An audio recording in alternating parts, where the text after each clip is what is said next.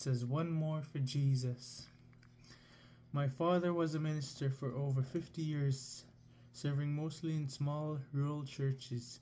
He was a simple preacher, but he was a man with a mission.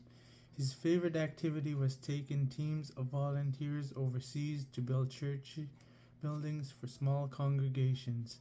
In his lifetime, Dad built over 150 churches around the world.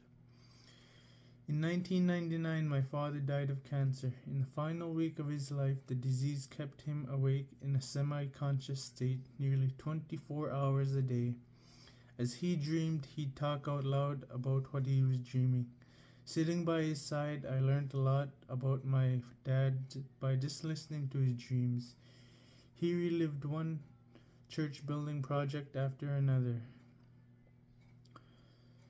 One night near the end, while my wife, my niece, and I were by his side, Dad suddenly became very active and tried to get out of bed. Of course, he was too weak, and my wife insisted he lay back down, but he persisted in trying to get out of bed. So my wife finally asked, "Jimmy, what are you trying to do?" He replied, "Got to save one more for Jesus. Got to save one more for Jesus. Got to save one more for Jesus." He began to repeat that phrase over and over. I just got goosebumps all over my body. During the next hour, he said the phrase probably 100 times, "Got to save one more for Jesus."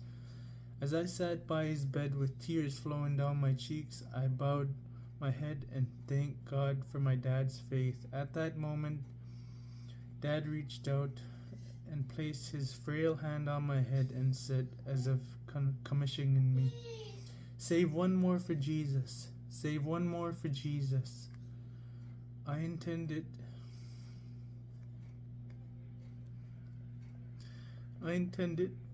that to be the theme for the rest of my life. I just get emotional to this story because his dad. Save one more for Jesus. I intend it. I invite you to consider it as a focus for your life. I invite you to consider it as a focus for your life. 2. Because nothing will make greater difference for eternity. If you want to be used by God, you must care about what God cares about.